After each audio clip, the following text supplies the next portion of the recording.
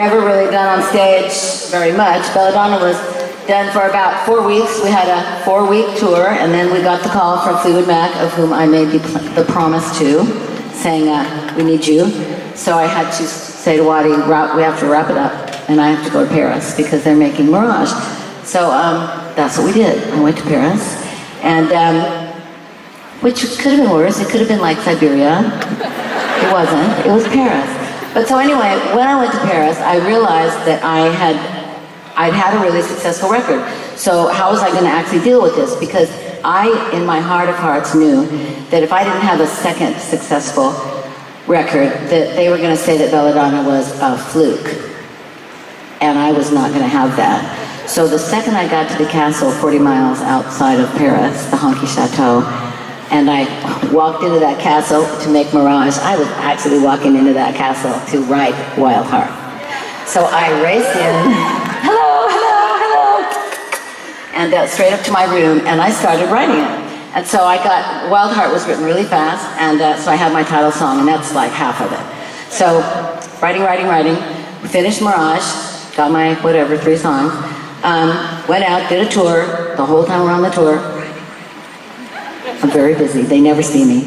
And when the tour was almost over, I called Jimmy and said, so I'm ready, I have it, it's called Wild Heart, that's the title song, and I'll be home Monday, can we go in like on Thursday? And he could hear the desperation in my voice. He said, okay, sure, I'll book the time. So in we went, and we did Wild Heart. Wild Heart was not near as easy as Belladonna was, because Belladonna was organized and together, and you're always worried when you make your first record that you can't mess with the record company. You have to not spend too much money. So by the time we got to Wild Heart, I was definitely crazier, wilder. You've read all the stories. So, I would never get to the studio, and Waddy will tell you, I would never get to the studio until like 8 or 9 o'clock at night. They would have been there since 2, and Jimmy would already be asleep on the couch in the entryway. So it's like, it took longer, but it had a certain je ne sais quoi that I don't know, Belladonna was like very Celtic, and this record was very sexy and very like wild. And so anyway, it was exactly what I wanted. It was totally different than Belladonna. So we finished the record. I was really proud of it, but you never know. You think it's great, and you never know what the world's going to think. So we put it out. The world loved it. Went straight up the charts. Got to #1, sold a gazillion records. The great thing about Wild Heart is that Wild Heart is the thing that proved that Belladonna was not a fluke. And Wild Heart was the thing that proved that Stevie Nicks, that girl from Fleetwood Mac, had a right to have a solo career.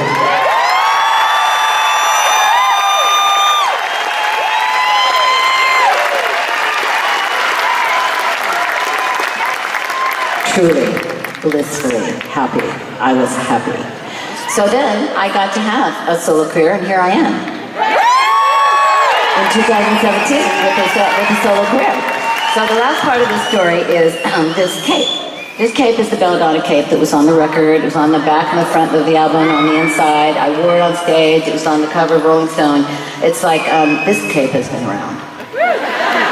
But if you look at this cape, it's perfect. There is not one thread out of place.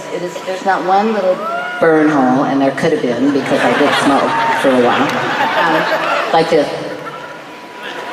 So thank God this escaped that. Like all my 50 cashmere blankets that are packed away just to remind me in case I ever think I'm going to start smoking again. So anyway, I'm going to show it to you because it's pretty.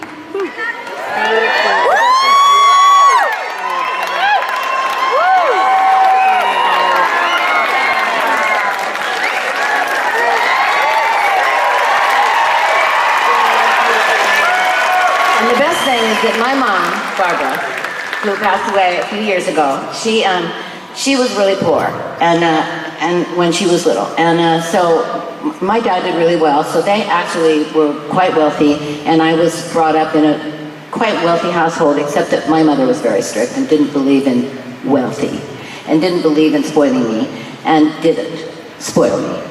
And she tried to really bang that into my head, that how important every penny was, and that, it might be gone tomorrow, and you never knew what was going to happen. And so she was going to make me into an independent, strong woman who didn't need anybody to take care of her if it killed her. And it just about did kill her, because I was very, I'm like, I will have like my dad, I will have my suits made in San Francisco. I mean, that's it. I'm flying there to get my suits. And my mother would go like, no, you're not.